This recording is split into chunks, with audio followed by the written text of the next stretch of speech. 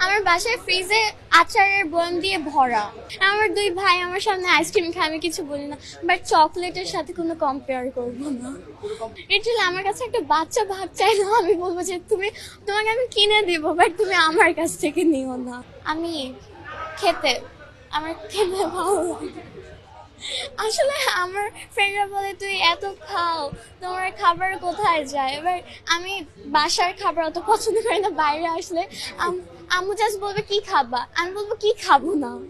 তো আর মানে আরশি কি টক ঝাল মিষ্টি কোন খাবারটা বেশি তার পছন্দ? আমি টক ঝাল মিষ্টি বোধ সবকিছু।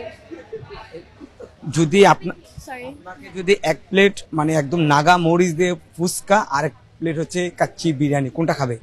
আচ্ছা কাচ্চি বিরিয়ানি, আই থিঙ্ক ফুচকা খাবো।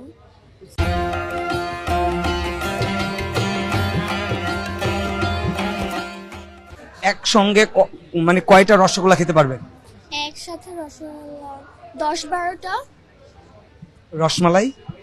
রসমালাই আমার পার্সোনালি কেন জানি অত ভালো লাগে না। হ্যাঁ, আমার বাসায় এখনো চালতার আচার আছে অনেক। আমার ভাই অবশ্যই আসবে। আমার বাসায় ফ্রিজে আচারের বয়াম দিয়ে ভরা।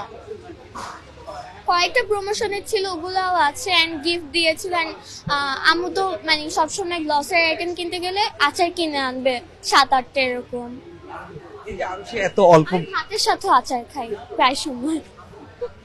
আমার খাবারগুলো একটু উইয়ার্ড, বাট আমার কাছে অনেকে বলে ও কি খাও তুমি এটা, তুমি একটু ট্রাই করো, ওরা কি আসলেই তো মজা।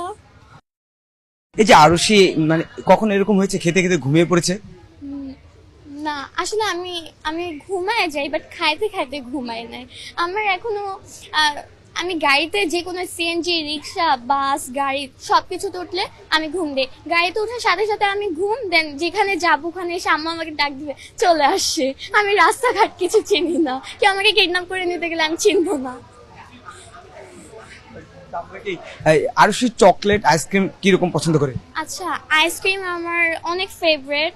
আমি একসাথে এক বক্স আইসক্রিম শেষ করি। আসলে আমার বাসায় না খাবারের স্ন্যাক্স চিপস এগুলো থাকে, আম্মু অনেক কিনে।